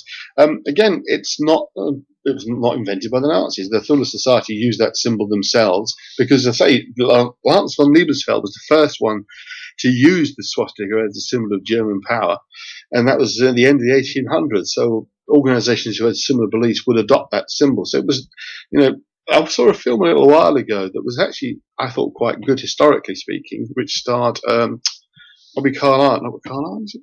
Robert Carlyle, I can't remember his bloody name. English guy playing Hitler. It was Hitler's The Rise of Evil. And it was actually very good, but it completely got the whole swastika. It was totally wrong. It's like he came to him in a moment of inspiration. He suddenly drew this swastika and painted it on a piece of paper. It's like, that's nonsense. It was a common used symbol for extreme right-wing views. And they just adopted it because everybody else was using it, basically. I'm just reading bits here. Somebody, Walter Stein, in the presence of the Watch, trying to destroy the Nazi occult power and. Yeah, but it didn't have any occult power. So that's what they're saying. It's saying here in the Foo Fighters and unidentified flying objects and phenomena. It involves everything, really, doesn't it? Oh yeah. People sit down and think, well, what's this got to do with the paranormal? But it's there. Bits and pieces are there. That's it. I mean, this is what I've really been talking about, trying to dispel that myth that they had a cult power. It's paranormal, but they didn't. No. They were primarily a political movement that, unfortunately for the rest of the world, managed to gain power in an otherwise collapsing Germany. Because that's really what happens, when countries are subjected to that kind of external pressure and the economies collapse, and then extremism does, unfortunately, step in to fill the gap. I mean, it was a close-run thing, really, at the early days. It could easily become a communist country, Germany, in the 1920s. There wasn't far off that happening. Yeah. I do wonder what the world would have ended up being like if that had been the case. Yeah, can I just ask you, if anybody's interested in actually doing some research into this subject, where would you send them to start? At the moment, the internet, because that's what I'm looking at by myself. There's a problem with the internet. To get a serious grounding. There's too much rubbish out there. Clark's book, The Occult Roots of Nazism, undoubtedly is the single best book to read on the topic. I mean, there are some videos available on YouTube about Nazi occultism, but again, they tend to overstate things. And contradict. Yes, this is often the problem. Yeah. But certainly Kudrich Clark's book is the one to read, without a doubt. I mean, you can also read the introduction to my book on runes, which is coming out eventually. Sorry, say that again, Andy. You can also read my introduction to my book of runes that will be coming out eventually. Okay, go on, plug. I have written a book on the Armen and runes of von List, explaining that they weren't the symbol of power used by the Nazis. Actually, that's misrepresentation. And I go into quite a lot of detail about that. The book itself is about those runes and how you can use them for readings, etc., etc. It's with a publisher, but it's been with a publisher for over 5 years now, and it still hasn't emerged yet. So don't ask me why it's going on. You've got a book coming out then, Andy. One day. Your turn now, is it? One day. I don't know when. It might be sometime in this next century. If we're lucky. But for various reasons, it's got put back by the publisher. Yeah. At the moment, the reason it's been held up a little at the moment is actually quite a nice one. A colleague of the people who are publishing it has actually got a copy of Guido von List's very first book on the runes, which is a German title, obviously, but it's in all German. But all the translation that's been done in the English version has got rather sketchy little line drawings in it. But the original book, the first edition of von List, has got very nice full-colour artwork in it. And because it was published in 1909, it's no longer in copyright. So they're hoping to incorporate some of the imagery and art from von List's original book in my book. But it's taken an age to get this thing scanned, because it's like the book's like £5,000 worth of books, so they're being quite careful with it. So, but I should be seeing my publisher, my supposed publisher, over the weekend. So hopefully I'll know a bit more by next week. But of course you're not here anyway, so it doesn't matter. That's right. Just let us know, bring it onto the page. We want people to see it. So, Steve? Don't look at me. I forgot what I was going to say. That's because he went into runes and books and what have you. So I know It you was. read I was that. about to ask you to it. It's gone. and it's not a written down question. It was in my head. Oh, was it? I don't know. So, but Do I you tell you know- what, you're a wealth of knowledge, though, aren't you, Andy? Oh, thank you. Yeah. So, I do my best. yeah. Just out of curiosity, Red Death, are you Ian? What's got you into many topics you discuss? There you go, Andy. Me, Yeah. obsessive compulsive disorder, Okay. basically.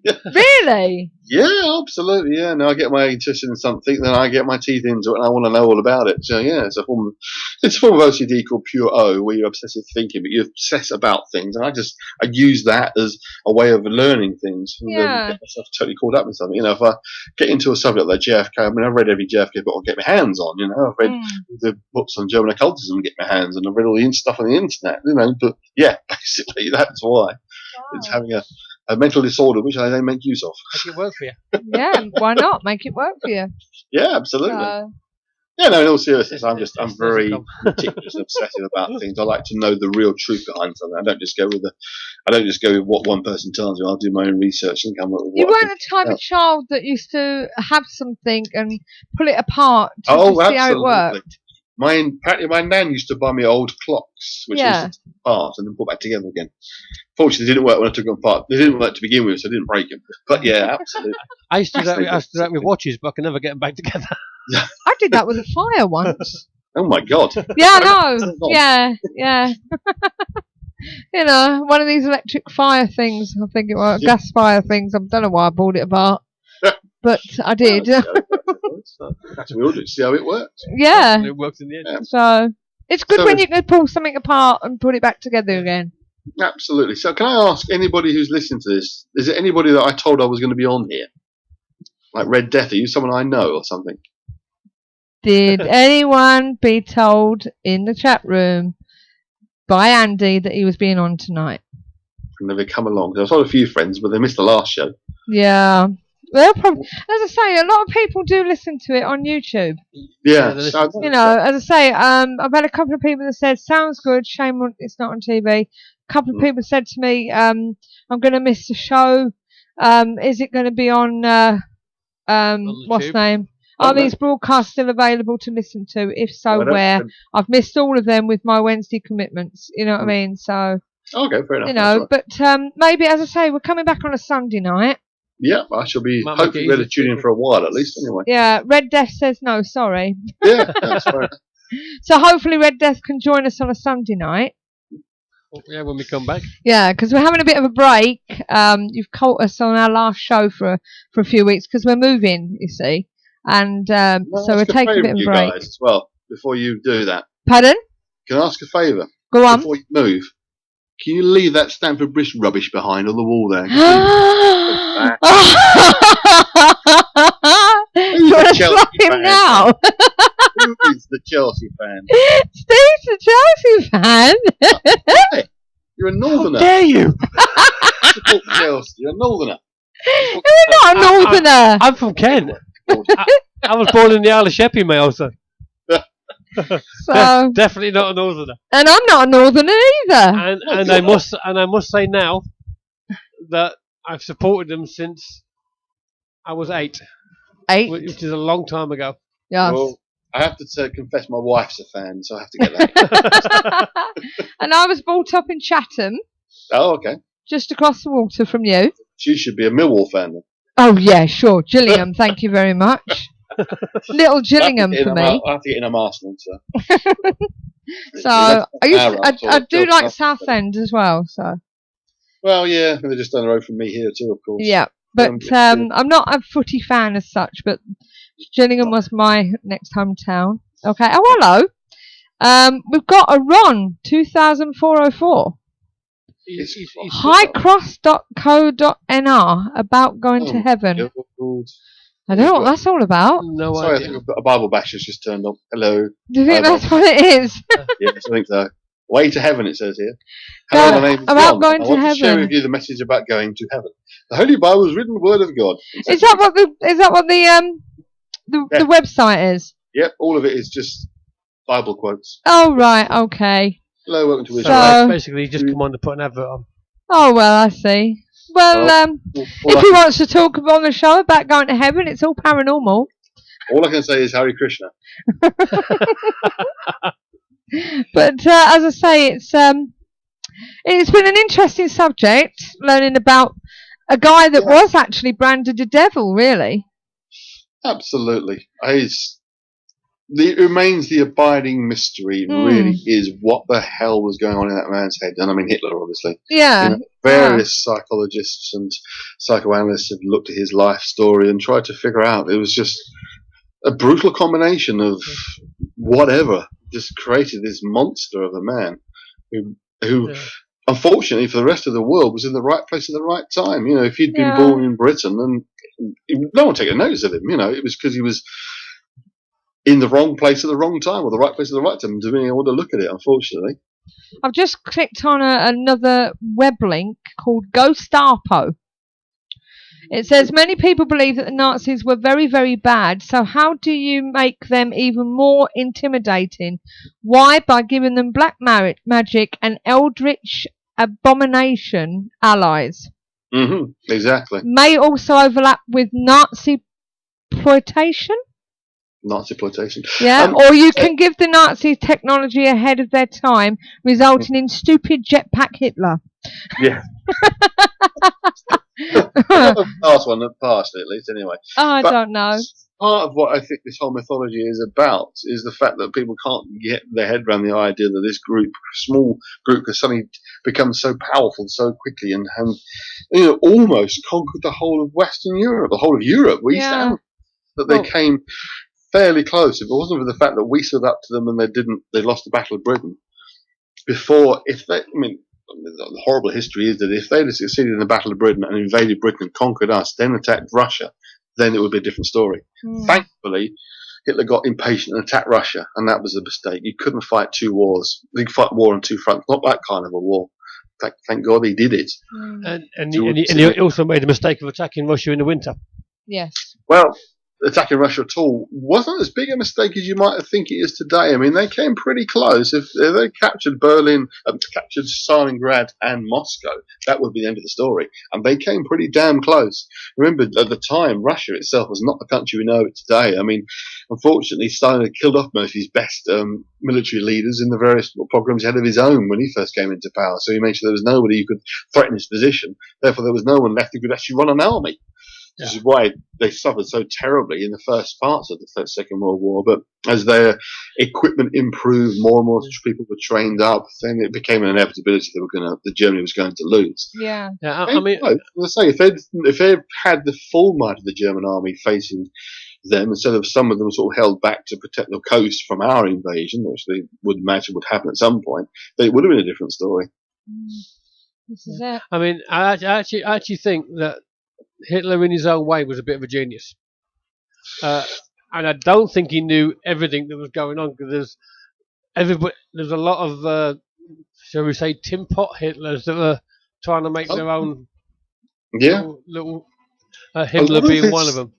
A lot of his so-called battle plans were the generals would come along and see what Hitler wanted them to do, and they'd say, "Yeah, okay, boss, we'll do it that way. Forget it. He's talking rubbish. We'll do it this way, and it'll work."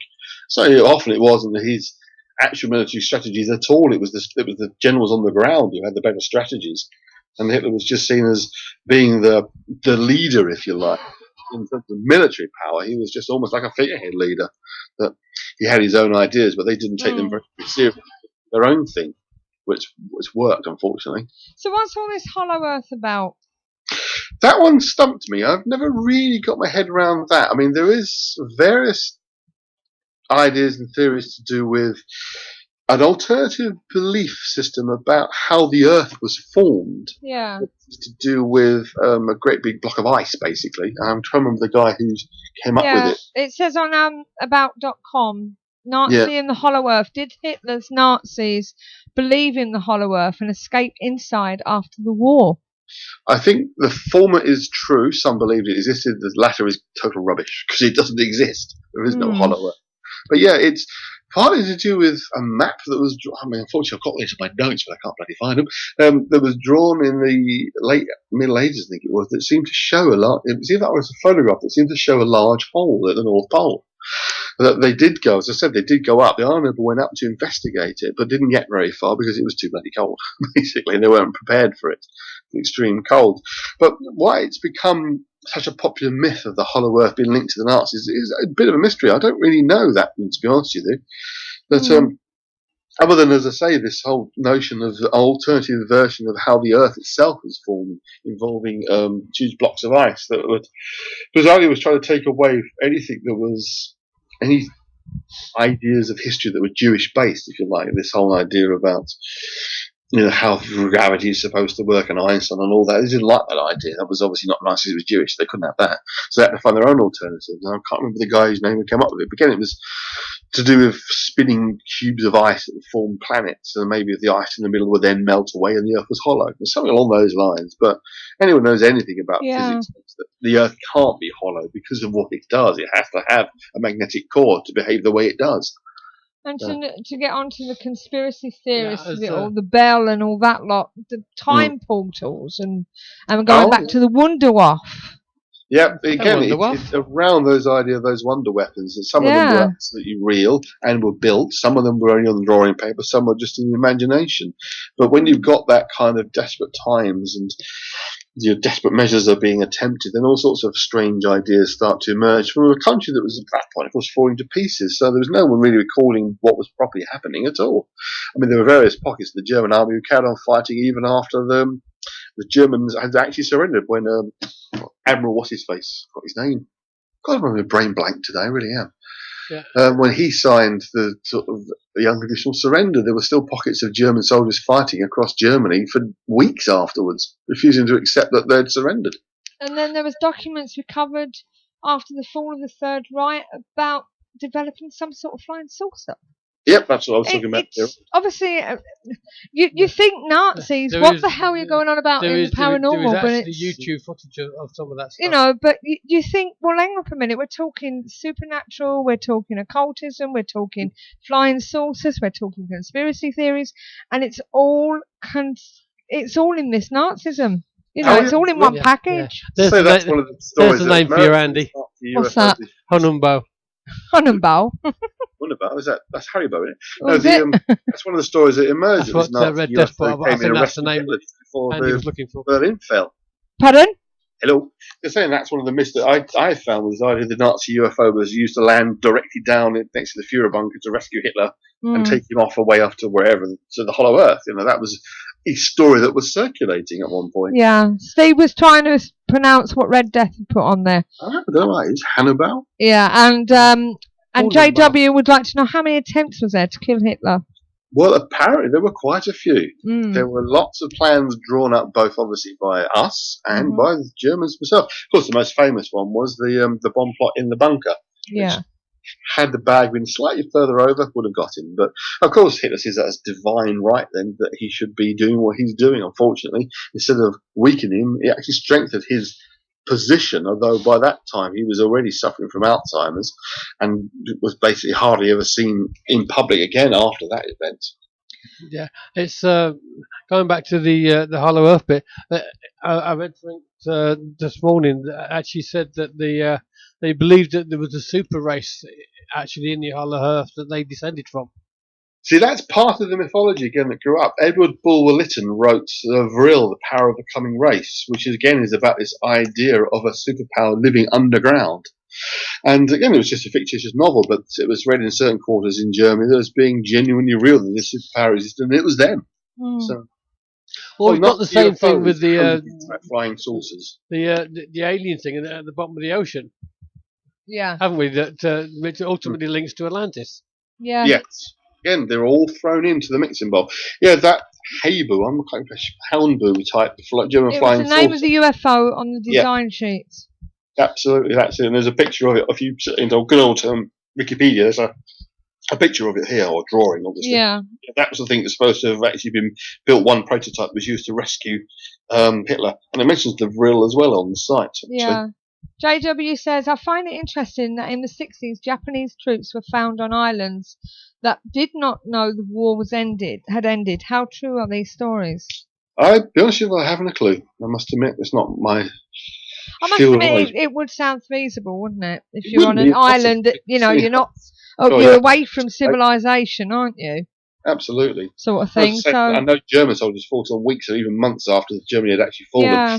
You had an organisation called the Wehrwolves, which were active in Germany in the late 40s, which was former SS soldiers and officers all trying to basically destabilise the new government there. They didn't last. Red Death says it's true, found up to the 70s. Okay. This sort of topic, is it going to go on forever? Do you think people are still finding out stuff? Oh, I think so. It's like JFK and Jack the Ripper and all the other mythology, conspiracy theories you can name. Yeah. People find them fascinating. They want to talk about it. Unfortunately, the more time goes on, the more ludicrous they tend to get. Well, this is it. Yeah. It's like what they say about the Bible. It's a book of hearsays, isn't it? Absolutely. It's myths and stories and legends. Yeah, with Father Christmas and the Tooth Fairy as well as well, this is it. So, but as I say, it's been a very interesting subject again, though, Andy. Oh, good. I say we should have been a bit more structured than it turned out. That's okay. It's not a annoying. problem. And I'm sure you will have another topic to come back with us when we come back. Oh, I'm sure. So, but thanks again anyway. No problem at all. All right, and I'll let you get off, my darling. Okay. All right, thanks for supporting us, and hopefully we'll speak to you again soon. And thanks for enlightening us. I'll stay on the show until you finish anyway, so. Do what? I'll stay on with you until you finish anyway. I mean, I can hang up now if you want. I can stay on the phone. I don't mind. You can stay on the phone if you like. I'll stay on the phone then. Oh, yeah, I'm all right. Yeah, I'm just going to do the event, so I'll just turn you down for a minute, all right? Sure. Okay, so we're going to just let you know about the events that are coming up while we're away, and here we go. We've got all the news right here. Don't go away. And I'm going to be telling you about them because there's quite a few to go through. Fed up of wading through the activities and events that other advertisers include? Find just what you're looking for at paranormaleventsforyou.com, your one-stop paranormal directory. Right, okay, well first up we've got August, and on the 3rd of August there's a place called Hayden Hill, Old House. There's a ghost hunt going on there in Craigley Heath, something I'm not familiar with. That's with spooksevent.co.uk. Then we've got on the 9th of August at Kelvedon Hatch, Essex, Wasp Paranormal are going back to the bunker rather, not bumper. On the 17th of August, UK Shadow Seekers, along with GC UK, are going to York Castle Museum. What else have we got? Let's see. On the 24th and 25th of August, there's an MBS at Barnsley, Elscar Heritage Centre in Barnsley. And on the 31st of August to the 1st of September, there's one at God Manchester as well, at the Kingsbush Farm in Cambridgeshire. Also on the 31st of August, in Clitheroe, Pendle Hill and Royal Swan Investigation with Simon Entwistle. And who's he working with? Let's have a look. Is it telling me? Oh, that's with GC UK as well. On the 7th of September, there's a paranormal lecture series too. Now, this is going on in McKinney in Texas with Diane Powell, MD, physicist or psychiatrist, author of the ESP Enigma, amongst other speakers. 7th of September, Thackeray Museum, Medical Museum in Leeds. You will find Twilight Paranormal there. And at Fort Alstead in Chatham in Kent on the 7th of September, there's a group going there, Haunted Places Paranormal.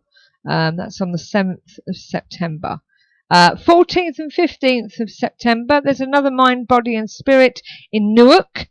And on the 15th of September, there's a place called Redworth Hall, County Durham. It's a new one on me as well. Spirit Watch are there. You'll find them at spiritwatch.co.uk. On the 28th of September, oh sorry, I missed one. On the 21st of September, UK Shadow Seekers, that's us, we'll be at Newsham Park Hospital in Liverpool. And on the 28th of September, Grave Encounters UK team at graveencountersuk.co.uk are off to the Rifles Museum down in Wiltshire. That's in Salisbury. Okay, so that takes you right up to September, guys. But I'm sure if you check their websites, you'll find others as well. So that's it. So check out the one-stop paranormal directory for more investigations and events available now. ParanormalEventsForYou.com also offers banner advertising for only £10 per year. See our website for more details. ParanormalEventsForYou.com, your one-stop paranormal directory. Yeah, that was the events, and I've just been asked to repeat one more that was mentioned. That was the Rifle Museum in Salisbury, Wiltshire on the 28th of September. That's with graveencountersuk.co.uk. That's down there in Salisbury. I take it is that near you then, Red Death? So that's what's advertised on paranormalEventsForYou.com. Please check with the events coordinator's website for any changes though, as that's not down to us because they put them on themselves. Okay, but that was the Rifle Museum in Salisbury in Wiltshire. It's a new one on me, I must admit. No, me neither. So, but we still got Andy on the line. You there, Andy? So, but Andy, you've done all these paranormal investigations before, haven't you? Oh God, yeah. I've been in hundreds. Yeah. Do you know the Rifle Museum? I don't actually know. That's a new one on me. Whereabouts is it? It's in Salisbury, Wiltshire. No, I don't. I must admit. Quite a few there, I must admit, that I've never heard of before. The Redworth Hall in County Durham. Not heard that one before. I've certainly been to the Kelvin Hatch nuclear bunker. I don't know how many times. It's about 20 minutes away from me here. Yeah, so. Yeah. There's quite a few teams that do that. Well, it is a good one because you can do it in the middle of summer, middle of winter, because it's completely underground. So it doesn't matter. It's like 50 degrees outside, and you've got 2 hours of night time at the middle of summer. Well, it'll still be cool, dark all night down there. We used to do the RAF Hampton up in Hull. Oh yeah. Yeah, and that's underground. 80 to 100 feet underground, but they don't do it no more, do they? When you're on the bottom layer, you're 90 feet down with 10 feet of concrete underneath you. Yeah. So they basically dug a 100-foot hole and just plonked it in. I think Fright Nights or somebody like that has got carte blanche on it now. Yeah, can't remember. Somebody has. So, but they don't allow. Surprise you if they have. Pardon? It wouldn't surprise you if they have. Yeah. Fingers and everything. JW would like to know if there are any good ones in Essex. The locations, Kelvin Hatch is probably the best one now.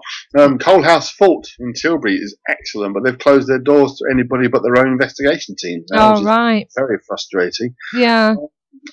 Beyond that, there used to be Valentine's House, which is in sort of towards East London, but that's now been fully refurbished inside and let out as offices, so that's really lost its character because that used to be really nice. I'm trying to think what else there is. That you can get to regularly and fairly easily. There's also the St Osyth's Witch Jail, which is tiny, but I've not been there, but that's supposed to be really good.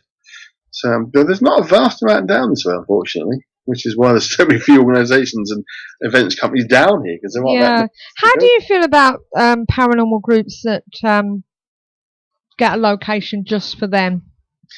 I find it irritating, to say the least. Yeah. Because why should they have special privileges? I mean, okay, there might be concern that some places aren't, some organisations aren't very good, that they are a bit kind of muck about and cause trouble, but when they get these exclusivity rights, it's just really unfair on everybody else. So no, I don't like them at all. And I am mystified why Coal House Fort, for example, has closed its doors, because it needs the money. Yeah. Which do bring in a good amount of extra cash to them. Well, the last time I actually contacted them, I think you actually booked through the group. Yeah, but according to their site, they only allow their own group to investigate now. Yeah, it's always been the Right. case that they've had someone who's Yeah. been the aficionado, if you like, for paranormal investigations. I used to know Stu Oliver very well, who used to do that job there years ago. Yeah. Yeah. The only thing is with that, it's if you can book through another group where they've got to be on site, which is fair enough. We used to do it for Drakelow Tunnels. Right. Right. You know, but when you get certain groups that for you've booked it for the night, you would think they'd be out the way. Yes. And then if you're hearing something, you can't really tell whether it's them or not in another area. You know what I mean? I've got to be honest with you, that was a bit of a problem with Coal House. They limited the number of people who were allowed to be there in total. Yeah. And they had about a dozen of their own people there, and they did rather interfere sometimes. But the idea of having people look over their shoulder, make sure you're not doing anything naughty, is fair enough. But I can tell you a story about Woodchester Mansion that really, really peeved me off, and a few other people as well. That my old investigation team had done Woodchester Mansion many times, no problem at all, never had any difficulties. It's always been really good. And then this local group kind of pops up out of the blue and somehow wrangles it that they are the people who will look after the place whenever there's an investigation going on, and suddenly they are there overseeing us. Now, my colleagues and I have been doing this for absolutely years, and these kids didn't know their arse and their elbow, basically. Yeah. And I don't know if you know, I forgot his name. My brain's not working today. He used to be one of the head honchos in the Ghost Club. Robert. Oh, God, I forgot his surname. I want to say Robert Shaw, but that's an actor. Robert, I can't remember his surname. But anyway, he used to be in Woodchester virtually every week. Yeah. I mean, he's a great guy, getting on a bit now, but he offered to do that for them for nothing, and they turned him down. And he'd been going there. He was on the very first investigation at Woodchester Mansion with the Ghost Club. He was on the second ever investigation, which I was also on with the Ghost Club and my old group COTC. We did it together. Is that Robert Goodall? No. No. Right, okay. I'm trying to Google for you. Yeah. No, I can't remember his name. I haven't heard from him for a couple of years now. I don't know if he's actually still with us. He was quite good on it. But, so we were on the second ever investigation at Woodchester. And this little group came along. And as it happens, the guy that runs it is actually quite a nice, okay bloke. But it was a bit annoying that suddenly these people we've never heard of before, who'd been going maybe 6 months, suddenly had carte blanche right to be at any investigation going on there. It's because the management team at Woodchester Mansion changed, and they didn't like the old people. So everything the management team was set up, they got rid of. So, but unfortunately, that's little local politics, I suppose. It happened that way. But there's a lot of places that isn't on the map, isn't there? That are haunted. That doesn't, you know. And do you feel as though it's the well-known ones that gets the bums on seats? Oh, absolutely, yeah. Because people do like to go to places that they have heard about. Obviously, as you know, anything's been on Most Haunted, of course, it's massive. Their price quadruples and everyone wants to go there. More than that. But I mean, I can tell you another little story, which is, again, very annoying. Canewdon Church in the village of Canewdon used to be able to pop along to, in the evening, no one took any notice. You could wander around there. It's got tales of witches being hung in the grounds of Canewdon Church. And there was no problem, as long as you were respectful and quiet. Then Most Haunted publicised it, and of course every Tom, Dick and Harry goes along there. And now they've cut all the trees down from around the church. There's huge searchlights that go on as soon as anyone enters the grounds, and as soon as you do, the local residents call the police. Again, all thanks to Most Bloody Haunted, It's like, yes, John, my guinea pigs are perfectly fine. They're both happy and healthy. He thought he could hear them. Oh, it might be Mandy here just now. I don't know. So what have you got planned coming up anyway? Me, paranormal wise, absolutely diddly squat, because I'm about to embark on a new career, as you probably remember. Yes. So when does that start? September I start. For those that don't know, I'm now will be training to be a primary school teacher. In September, so I am going to be a bit snowed under for the next year or so. So I'll try and catch the show when I can, but I won't be around that often because I'll have so much bloody work to do. It's unreal. Effectively doing a 3-year course in 9 months. Checking books and ticking them and exactly teaching these little kiddie winkles. Can you tell me why, when it comes to summer holidays, right, the teachers have to work, and then when they're back at school, they have teacher training day. Can I just ask, shouldn't you bloody already know what to do? Well, ask our little government, because they're forever changing things and moving the bloody goalposts. They're forever resetting the so-called curriculum, gets changed almost every bloody month. And so by the time we get to the summer holidays, we need the holiday because we're like exhausted. But in set days, we are there. We're being trained in the new bits and pieces. I ain't started a course yet, I don't bloody know. But yeah. Oh, come on, you know what I mean? You get them back to school and then they're off again because, my teacher's having a training day. I know. They never had such things in my day. No, they didn't. Or mine.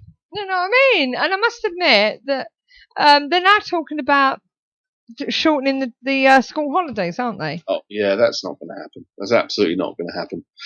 The idea is it's going to allow local school heads to determine the term times, but it's going to be absolute chaos. You know, some schools open, some schools closed. No, I can't see it happening myself. And I think even if the heads have the power to change the school term dates, I don't think they're going to, because I think it suits everybody to have them the way they are.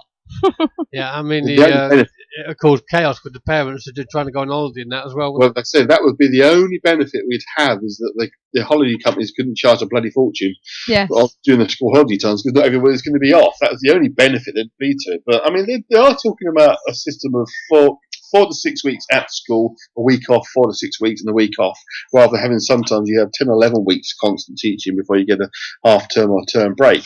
So it'd be more regularised, more structured in that way. But I know everyone says, "Oh, they used to get all these holidays," but believe me, I've been shadowing teachers as leading up to my training. They need the break, because it is, you know, most teachers get to school before 8 o'clock, and most of them are still there after 5 o'clock. You know, they don't get the school hours the kids get. Well, I know people are probably thinking we've gone off the subject to paranormal and stuff. Marking at home, but in my opinion, I think it's a conspiracy theory that nowadays the teachers are chucking the kids out of school again when they should be back in school in term time. and it makes a change that I've been able to ask somebody who is going to be a teacher to find the answer. Yeah. I think teaching's like artists and karaoke people and stuff like that. People only see what you do at school. Yeah. In school time, they don't see what comes before or after. Yeah. Exactly. You know. I mean, way back when we used to help somebody doing karaoke, we used to go out with them to help set up and stuff. Yeah. And you'd be there. You'd be getting ready a couple of hours before you leave. This is it. So you get there an hour before it's time to start, and exactly. 2 hours after. That's what we've been told. It's funny. It's the same with paranormal investigating, isn't it? Yeah. How many times have people turned around and said to us, "Oh, I'd love to be on the team," and then when they get on the team, it's hard work. Absolutely. You know, they don't expect you to be there an hour or so before you start, and and to set up and do all the hard work. If you're like heavy on equipment, with my old group used to be, we'd be there for hours just setting things up before we even started our investigations. This is it, and you've got to get it all done before the members turn up. Yeah. We need a good hour and a half. Yeah. Because half the time the team don't turn up at the same time. So I don't know. So did you see our video? Which one? The one did I send you a video for your opinion? No. Did I not? No. What was it? Because I swore I did. That one that group them students were doing of us. No, I never saw it. Did you not? It's not bad actually. The editing could be better, but it was their first go at it. Yeah. So they're not made like a bunch of raving idiots, then I take it. I wasn't quite sure about it, to be honest with you. But our only real objection to it was that they didn't include enough of the team.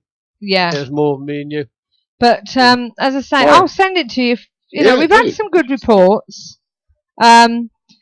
There's a bit at the end we're not really sure about, but when we get the fortunately their version on YouTube, it loses a bit of sound at the end. Yeah. So, but when we actually get it sorted, get all the footage, we're going to add bits to it what they couldn't. You know, but as I say, but it does need refining, because when we saw the premiere, it was good. Yeah. But when they've put it on YouTube, they've lost a bit of the volume at the end, which is a bit of a shame. So I have told them about it, but I will send it to you. And as I say, it's not about. It's not a masterpiece. You know, it's not a masterpiece. I don't think. As I say, it's not about the paranormal as such, so don't expect Most Haunted. No. Yeah. Yeah. But it's basically I'll send that to you anyway. I mean, the investigation footage they did, they were extremely limited because they lost 4 discs of filming on the night. Oh, Yeah. dear. It just, for some reason, it wouldn't finalise. It just said we wanted to be formatted. No, that is a real shame. And yet they'd already recorded on brand new discs. Right, well, I've put that on via Facebook for you to have a look at, and you can give me your views anyway. As I say, Doc Savage saw it. He said it was all right, not too bad, and for a first attempt. Good. You know what I mean? So. Well, my 2 experiences, none of them directly, I must admit, but my 2 experiences of being involved in filmed media have not gone down brilliantly. My old friends at COTC were filmed as part of old series on years ago. Yeah. On the name of it. It started about the same time Most Haunted did. Scream Team. Oh, yeah. And they were made to look complete idiots. The woman who ran the organisation, Stacey, was interviewed by them as being a bit of a local expert on Clapham Woods, which has got a notorious reputation. Yeah.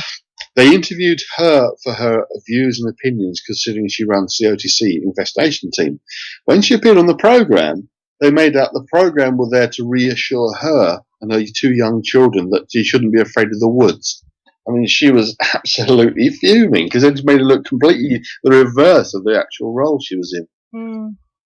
So, I used to like watching that, I must admit. Say again?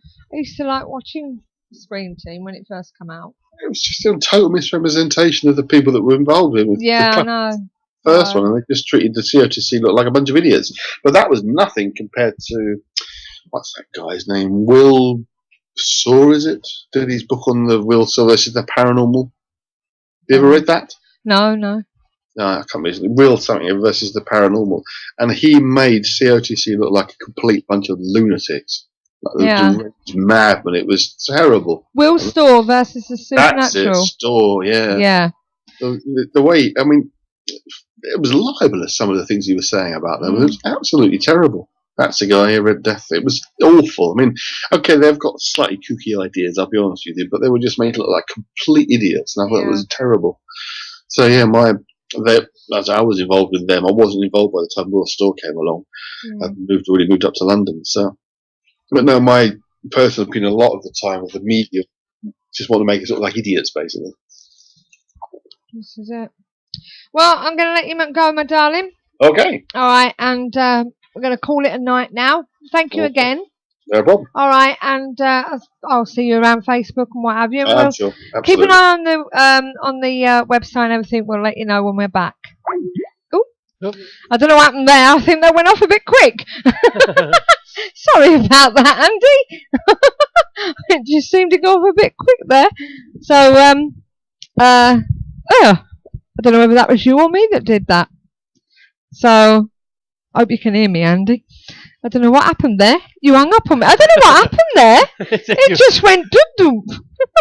Mind you, that would be because you're using a laptop without a mouse. Yes. And if you put the cursor over it, it tends to do it before you're ready. Sorry about that, Andy. I really am sorry about that. I'll have to put a mouse in there, then I'll have more control on it. Sorry, Andy. I love you really. But then now you can tell him what you were telling him before you hung up. Right. Well, as I said to you, we will be finishing tonight, and we will be coming back on a Sunday night in September, hopefully. Hopefully it'll be sometime. Hopefully we would have moved and got sound and everything in by then. Yeah. So got the BT and the Sky and everything sorted out and what have you. So please keep checking the site. We will let you know, and we will be adding stuff onto the web page and onto the Facebook page to make sure that everyone knows what's going on and things like that. So don't forget, this is where it's at, and it will be, and we're going to get some great guests on. We've got quite a lineup of people that want to come on, don't we? Yeah, all of a sudden we have loads of people that wanted to come on. Yeah, we've got shamanism and stuff like that, and a gypsy medium And he said, what's your YouTube page? What's my YouTube page? I'll just bring it up for you. 2 seconds. It's not going to be telling you what it is. Right, where are we? There we go. Copy and paste. I could talk. Paste. I could still talk about the occult itself. Yep, you could do. So, and as I say, that could be a wide. it can be a wide subject. So, thank you very much, ladies and gentlemen, for joining us. And as I say, please stay in touch and keep checking the website and the FB page. And the FB page, and we'll let you know when we're coming back. You're in the right place. Online, on the web, and on air. All over the world. Until next time, guys, keep the paranormal friendly. Good night and God bless. Everyone.